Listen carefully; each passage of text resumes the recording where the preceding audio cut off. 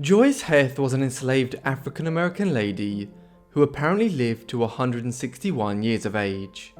In 1835 she was being exhibited, and audiences came from far and wide to see her, not only for her great age, but because she had been George Washington's childhood nurse. Her tales of little Georgie cemented her claims, but behind her kind and chatty personality was a man exploiting her, even after she died. Join me as we explore her tale. In the autumn and early winter of 1835, a woman by the name of Joyce Heth was the talk of New England and New York. Heth was the centerpiece of an exhibit being taken around Massachusetts, Connecticut and other states, run by one Phineas Taylor Barnum, a man in his mid-20s, then largely unknown to the world, but soon to become revered as P.T. Barnum, the greatest showman on earth. Barnum's show in 1835 was a modest affair from the theatres and circuses he would run in later years. In this early venture, he had only one exhibit, an old woman by the name of Joyce Heth. That might not sound all that interesting, but Heth was apparently very old. In fact, Heth was so old that she claimed that she'd been the wet nurse for George Washington, the great hero of the American Revolutionary War and the first President of the United States. Those who came to visit Heth in New England that autumn and early winter, or who had seen her debut at Nibbles Garden in New York City a few weeks earlier, were fascinated by her stories about little Georgie and how she raised him in Virginia a century earlier. To put this into perspective, George Washington was born in Virginia in the spring of 1732, 103 years before Barnum began exhibiting Heth. Given that wet nurses were generally women aged between 20 and 40, if Barnum's claims were to be believed, then Heth would have needed to have been over 120 years of age at least. Yet, for whatever reason, Barnum exaggerated things further by stating that she was born in 1674 and was 161 years old. This was a slightly bizarre statement, given that this would have made her a woman in her late 50s when acting as Washington's wet nurse. Perhaps Barnum thought the number would attract a bigger audience. In any case, it certainly made many doubt his claims. Heth soon became a sensation, billed as the most astonishing and interesting curiosity in the world, one who had been a slave under Augustine Washington, George's father, and who had been the carer for the founding father through the 1730s and into the 1740s. And for a time Barnum made a lot of money and garnered a lot of press attention by exhibiting her. But it was short-lived. On the 19th of February 1836, after just a few months of media sensation, Heth died in New York City. Heth's passing led to an event which somewhat paradoxically proved that Barnum had been lying about her background, but at the same time would propel his career as a showman forward. With the aged wet nurse lying dead, Barnum decided to try and capitalize on the notoriety she'd acquired over the previous year. Accordingly, he hired a doctor by the name of David L. Rogers to perform an autopsy on her body to verify that she was indeed well over a century old. However, Rogers did not confirm Barnum's outlandish claims. Instead, he asserted that she was a woman in her late 70s or early 80s, and not the unusual centenarian that Barnum had claimed. While the autopsy and the public attention which it garnered could have ruined Barnum, he was a man who understood the idea that there is no such thing as bad publicity. He had already drawn up public interest by charging some 1,500 punters $50, a significant enough sum at the time to attend the autopsy on the 19th of February 1836.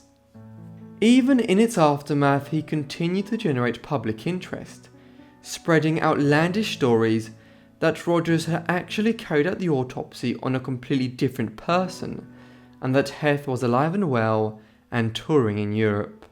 The penny newspapers couldn't get enough of it, and as we will see, it helped to launch Barnum's career.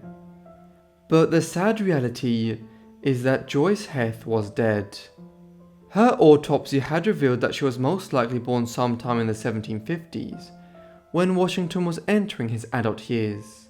So, if Joyce Heth was not who Barnum said she was, who was she? The reality is that we know very little about the real Joyce Heth, but there is enough available evidence to piece together a few broad details of her life. She was apparently born sometime in the 1750s. Her place of birth is unknown, though we can almost certainly dismiss the claim made at the time that she hailed from the island of Madagascar off the coast of East Africa. Instead, it seems more likely that she came from a slave family in one of the southern states, with Virginia, the Carolinas or Georgia being the most likely place given her time of birth, though there is no record of any kind to tie her to the Washington estate at Mount Vernon. The first major records concerning her do not appear until she was quite elderly, when she was enslaved in Kentucky. Early in 1835, Barnum received a tip concerning her from a Kentucky showman by the name of R.W. Lindsay. He subsequently went to visit her and found a very old woman who was totally blind, had thick grey hair, a small frame, fingernails that resembled talons, and an aged, wrinkled face. But what was most curious was that Heth, who was almost certainly suffering from advanced senility and memory loss, was extremely talkative and liked to entertain her guests with tales about looking after her dear little Georgie. Who Georgie was remains open to debate, but Barnum quickly organised to rent Heth, as it was illegal for him to have bought a slave in the free northern states by the mid-1830s. He also drew up a fake bill of sale allegedly dating from the 18th century, one which connected her to the Washington family. With that, Barnum set off to New York to exhibit what he termed George Washington's nursing mammy. When we examine the events of 1835 taking into account who Joyce Heth actually was, it becomes all too clear how vile Barnum's behaviour was in trying to present her to the world as George Washington's 161-year-old wet nurse. Not only was he taking this vulnerable, enslaved elderly lady and presenting her as an attraction to make money, but he also overworked her extensively. At the height of her popularity in 1835, Barnum exhibited this blind 80-year-old 6 days a week for over 12 hours a day. People could shake her hand, take her pulse, and touch her so long as it was appropriate, treating her somewhat like an animal. This went on for about 7 or 8 months, and he pocketed all of the profits, which are believed to have amounted to over $1,500, a handsome sum of money at the time, equivalent to around $50,000 today. Barnum was also bending the slave ownership rules of the time by, quote, renting Heth from her Kentucky owner, a state where slavery was still in force, and taking her to the free states of the North, where slavery was illegal. But for all intents and purposes, he had purchased her, and was illegally travelling around New York and New England with a slave. There were rumours of further abuse. For instance, one story holds that Barnum got Heth drunk and had her remaining teeth taken out in order to make her look like a more authentic 161-year-old, whatever a 161-year-old should look like. It's unclear if this story is true or not, and it's possible Heth was missing all of her teeth when he first met her, but the very fact that such a story could develop is indicative of the manner in which Barnum effectively abused this elderly woman who couldn't even take care of herself.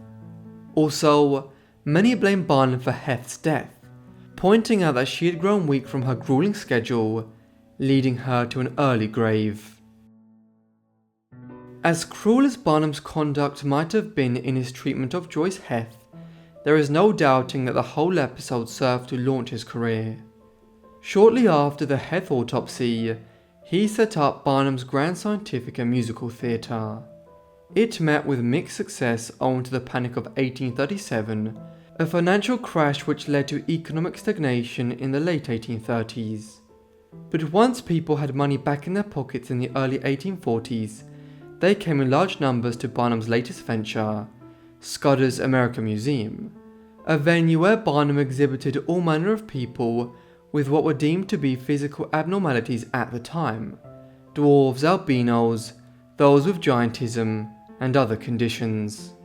It was the beginning of a long career in which the man who became known as the greatest showman on earth and founded the Barnum and Bailey Circus would largely make his riches by exploiting the unfortunate, people like Joyce Heth, with whom it all started back in the mid-1830s. Curiously, Barnum's reputation is often still bolstered today, notably through the 2017 film The Greatest Showman, which completely overlooked the unsavory elements of his life, career and character. Joyce Heth was buried after the autopsy in Barnum's hometown of Bethel, Connecticut. He claimed this was done with respect, but this ignores all of his actions up to that point. In later years, Barnum emerged as a staunch abolitionist, and his exploitation of Heth became a major source of embarrassment. He briefly wrote about this in his 1869 memoir, expressing that the least deserving of all of my efforts in the show line was the one which introduced me to the business. He adds that it was a scheme in no sense of my own devising, one which had been some time before the public, and which had so many vouchers for its genuineness that at the time of taking possession of it, I honestly believed it to be genuine. Barnum largely downplays the tour with Heth and avoids going into details on the autopsy, simply referring to it as a dark subject that is shrouded in mystery. Today though, her memory has been reclaimed from being something other than just an oddity that Barnum used to build his career. In particular, the scholarship of Harriet A. Washington in her book Medical Apartheid, which highlighted the manner in which medical experimentation on African Americans remained a phenomenon in 19th century America, even as slavery was coming to an end, and the work of Benjamin Reese on race relations in the 19th century entertainment industry in the United States, have highlighted the manner in which Heth was victimized by a man who is all too often celebrated as the greatest showman of the age. Thank you so much everyone for watching this video on Joyce Heth. I hope you found it interesting. Let me know what you thought of the video down below in the comments, and if you have any other suggestions, also be sure to leave them down below in the comments. If you're new here, it'd mean a lot if you could subscribe, and I hope all of you have notifications turned on to get all my videos as soon as I upload them. And that's all from me, so I'll see all of you in the next Forgotten Life. Thanks.